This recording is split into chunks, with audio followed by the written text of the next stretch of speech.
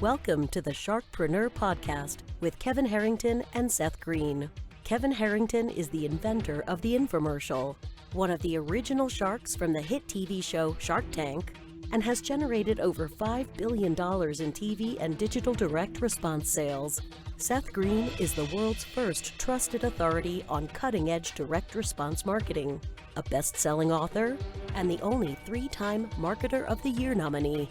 On the podcast, Kevin and Seth interview sharkpreneurs who share straight talk on what it takes to explode your business. Do you want to become insanely successful? Do you want to be the go-to guru in your industry? Do you want to be talked about for all the right reasons? For over 40 years, Kevin Harrington has helped people just like you become significant influencers. Now he's broken the process down in the Key Person of Influence roadmap, and it's yours for free. Just text KPI to him at 727-888-2100. Text KPI to 727-888-2100 right now and claim your free step-by-step guide. Text KPI to 727-888-2100 to get the recognition you deserve and experience the success as the go-to voice everyone listens to in your industry today.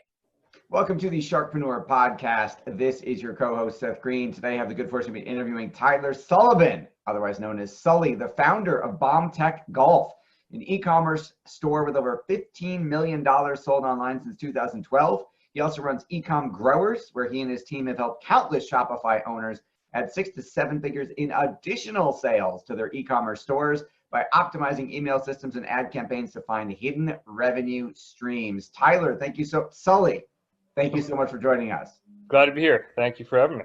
All right, super excited to have you on the show. Let's go back in time a little bit. How did you get started, and how do you grow a e-commerce store in relation to golf with tremendous amount of competition to $15 million?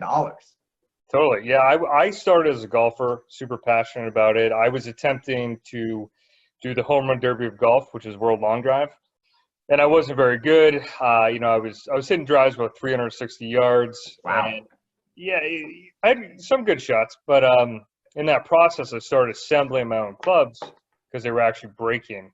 And I just kind of got fed up. My buddy was like, "What are you making? This is like really weird combos of clubs, of like shafts and different heads." And then my buddy's like, "Hey, can you make me one?" And I was like, "Sure." So I sold him a club, and then I made the world's worst website. Like literally had like a cartoon guy flexing, breaking a club on it. Didn't sell anything on it for about 10 months. And then I was on a boat, not a yacht, and I'll never forget the day I heard like an email come in, and it was my first sale. And it was that moment that I was like, I need to do more of that. And I think it worked out for me, and we sold, I think it's now up to like 300,000 golf clubs or something crazy. Wow. Because I wasn't expecting to make money. This is 2012, and I just love golf, so it never felt like work, right? I did do a couple of things strategically. We just hit Facebook with good timing.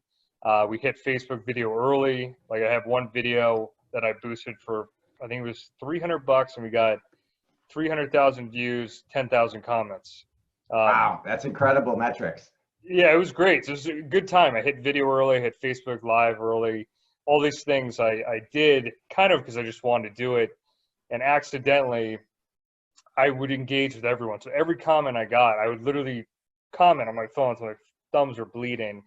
And that slowly, it took me a while, it built out momentum to the point, I've got one employee. I work 4 hours a week on that business. It does 5 to 7 million, depending on the year. And it's been a crazy ride.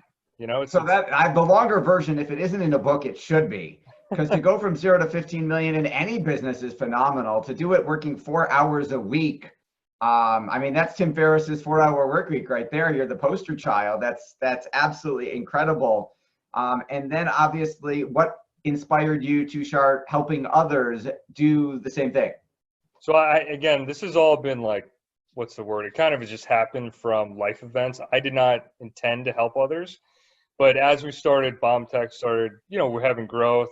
People started, hearing about us. We had case studies come out from different, like Shopify, BigCommerce, different people were starting to write about us. So I'd start getting these messages like, "Hey, Sully, can you help me?" And I was like, "No." There you go. Because I was honest, transparent, you know, because I used to work 20 hours a day, 7 days a week for 4 years. And I didn't really think I had an offer to help someone that could change their business. So my first employee ever at BombTech became my email expert at my company.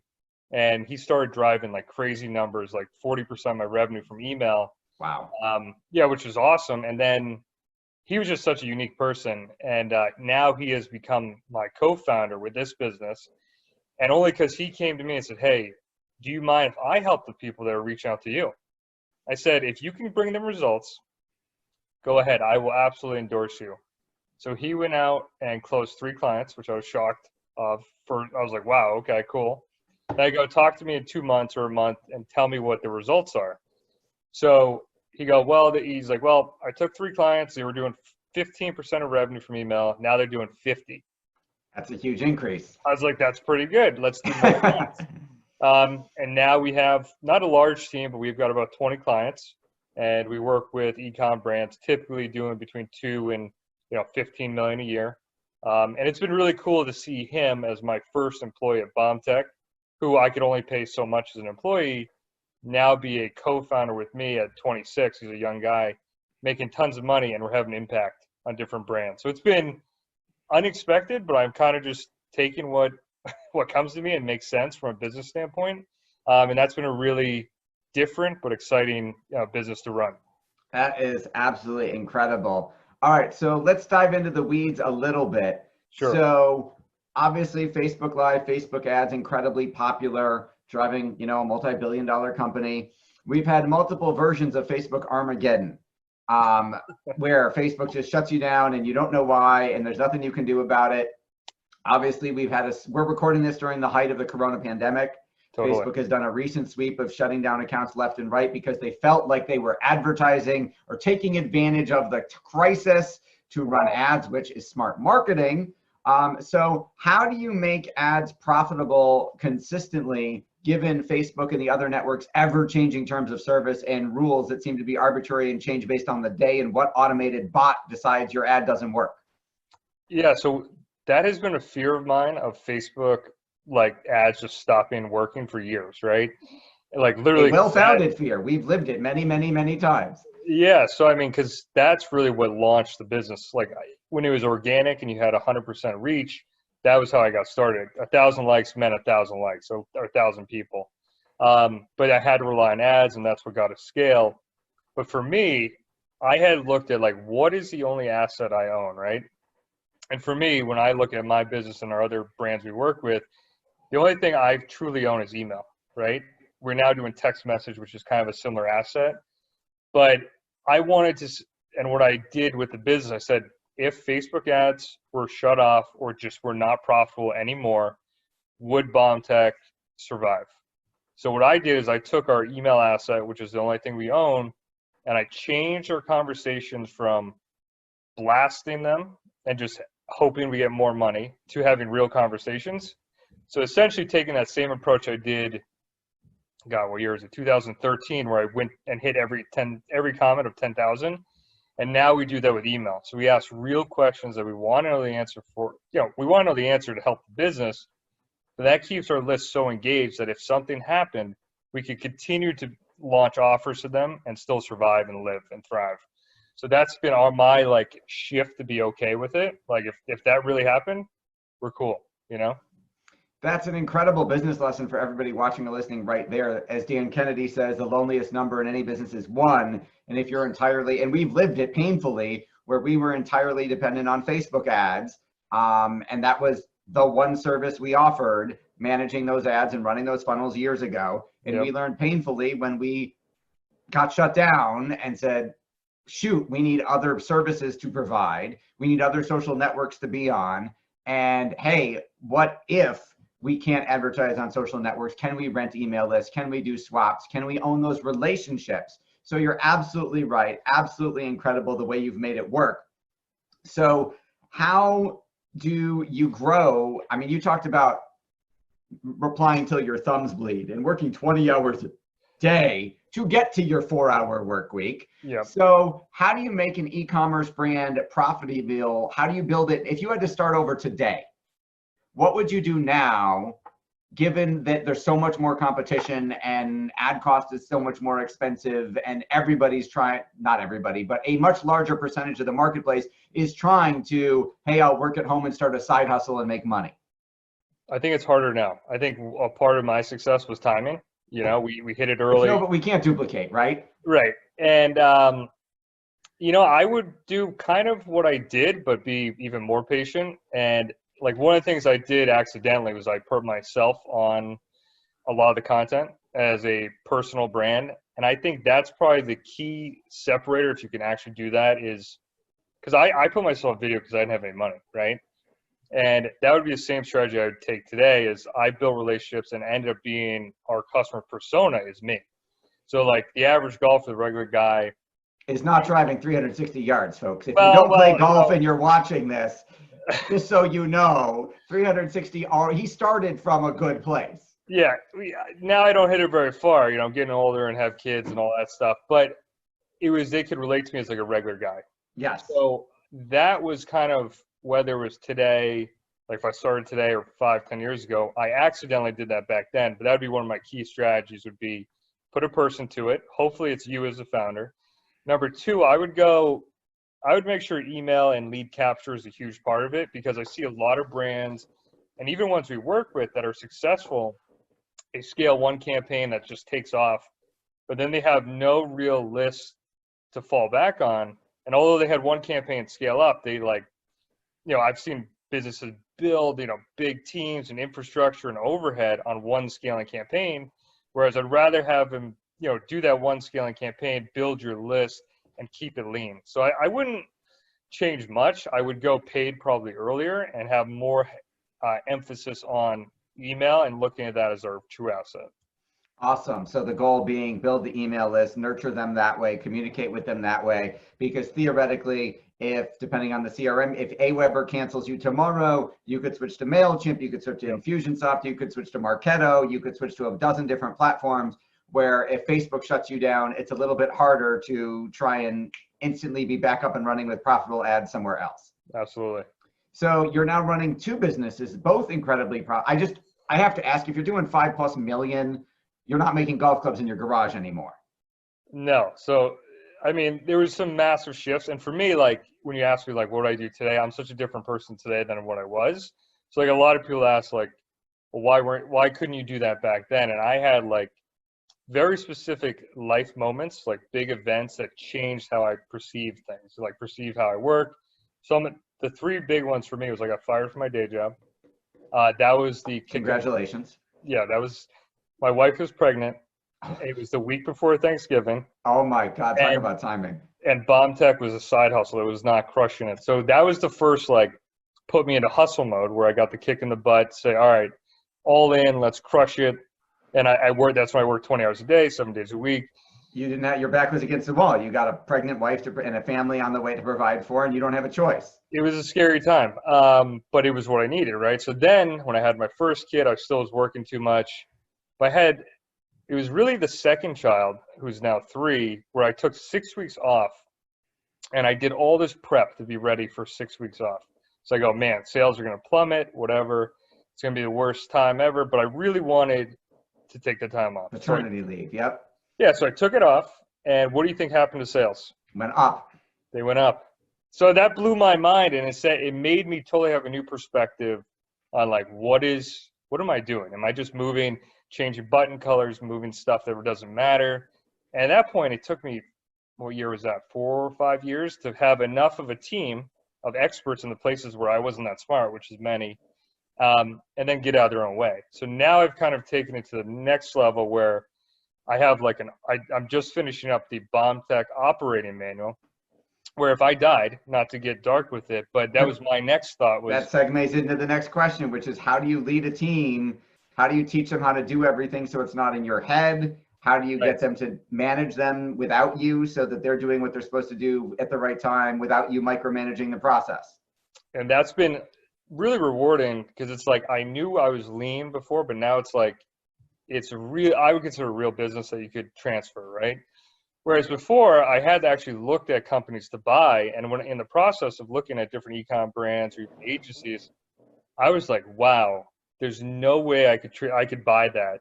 It's such a mess, and it made me look at my own company and say, okay, if I died or if I Yep. wanted to sell or whatever, is there a manual? Can it be truly run without me? So I'm like 2 tasks away. I've got my to-do list where I'm like totally hands off. So that's been freeing. And then like my other business, Chris, who's my partner, he does all the fulfillment, the day-to-day fulfillment, the management of our team. And like our relationship's really different because I'm not in the business at all. And what's nice about that is I've got a third-party perspective, and I literally break down what he's working on, what he's not doing well, and we just make it more efficient from an outsider. And what that does just makes us, because that business is running like 80% net, because I took the same approach I did with my ecom brand, and now we have a great product, great results, and we're just making it super processed, and it again transferable. We're not there yet; it's a much younger company, but me being separate was kind of what we agreed upon from day one, and it's been a great thing it's worked out to make it a much healthier agency than many we talked to. Yeah, that is a important mental shift, because when you're doing everything yourself or you're working in the business, it isn't as sellable, it's not as valuable, because the person who buys it might know nothing and might need you to stick around for years to teach them stuff, and you're never going to get everything out of your head one-on-one. Right. But if you start from the beginning of, hey, how do I start this to run without me? You build it totally differently, right? Absolutely. And like for me, I don't think I would have ever even got to that point if I didn't have my second kid. So it's like these life events for me made me realize like, well, why work all the time? You know what I mean? So like now my new litmus test before the coronavirus was I would either go skiing or golfing. And if I had a task to do and I wouldn't let me ski or golf, I would either delete it, automate it, or delegate it. Yep. That was my test. So I'm living a better life. And it also was like, all right, I don't need to be doing this, because really, end of the day, I'm not the best in each category. There's like fulfilling, shipping, assembly, manufacturing, ads, email. I know what we need, but I'm not the best in every category. We can't be, right? You can't do everything. Absolutely true. All right. So we're alluding to a little bit the next question, which is, how do you now run 2 companies at the same time? Yep. How do you balance, juggle, pull all that off while still being an active dad? It's been, this has been probably the hardest but most rewarding, system I made for my life is, we have cut up the day. My wife, she doesn't work. She's with the kids. You mean she works harder than you if she's watching? Well, I was just about to go into my rant about how me going to work is easy. And I look at it as a break. Vacation. Absolutely. I tell my wife that every day. I'm like, your job is so much harder than mine. Well, especially now that I'm home with them. I was home a lot, but now with our quarantine, I'm home even more. And it's like setting up the schedule, doing all this schoolwork. It's really hard, So I just think for me, I look at high level. I have an okay way or a good way of looking at like high level important things. And I literally will just do things that matter. And a lot of times, like I used to take a lot of phone calls. I used to take a lot of meetings that are BS, that really just wasted time. And it took me the 2 kids. And like, I remember this last year, I wanted to ski more with my dad because he was older. And I was like, I don't need to be doing all these meetings, have these calls that make me feel busy, but have had no impact. And that was like the hardest transition for me. Actually, was like when I used to do a lot of tasks, I felt really good because I felt like I was working a lot. Mm-hmm. But in reality, I was just staying busy. So it's like you have these 1 a quarter, once a year big ideas or concepts that actually have an impact, which are harder to come by, but it's like those are more important versus like task-based. Let me actually edit this, do that. And that was like, now I'm in that brain space. I think it just took me the years, the kids, 2 companies to be like, all right, what matters? And just work on that stuff. So I break up the day and work. Like right now, one of them's taking a nap, other one's with their mom, and I've got 2 hours to work. So I got 2 hours. Tomorrow I'm going to work 1 hour and work on what matters in that short time. And just by constraining the time, That's like a quick hack for me. It's like, all right, I got an hour, 99% of stuff I wanted to do doesn't matter. Let me do the 1% that does. And figuring that out is obviously what makes it all work. There's a great book called Theory of Constraints about that exact process. Although written about a manufacturing company, we've done it as a marketing agency, and it works pretty much anywhere. Fascinating interview, absolutely incredible story. For our folks, we know your time is valuable. For our folks who are watching or listening, Sully, what is the best place for them to go to learn more about you and how you can help them? Other than going to BombTech Golf if they're a golfer. Yeah, if you're a golfer, bombtechgolf.com. They can email me, sully@bombtechgolf.com. If they run an ecom brand and want to talk about that, ecomgrowers.com or sully@ecomgrowers.com. I've been very active on LinkedIn. So if you guys want to hit me up there, that's been really rewarding, building relationships on there. And yeah, feel free to reach out. I'd love to talk to anyone that's interested. Awesome. This has been Seth Greene for SharkPreneur here with Tyler Sullivan from BombTech Golf and Ecom Growers. Tyler, thanks again so much for joining us. Thanks, Seth. It was really fun. Appreciate it. Thanks, everybody, for watching or listening. We'll talk to you next time. Do you need money to fund your idea, product, or service? Are you ready to take your business to the next level but need capital to get it done? Kevin Harrington has heard more than 50,000 pitches and knows how to help you make the perfect pitch to get the funding for your entrepreneurial dream. He's distilled the process down in his perfect pitch cheat sheet, and it's yours for free. Just text PITCH to him right now at 727-888-2100. Text PITCH to 727-888-2100 right now and claim your free perfect pitch cheat sheet. Text PITCH to 727-888-2100 to start funding your dream today. This show has been produced by Market Domination, LLC.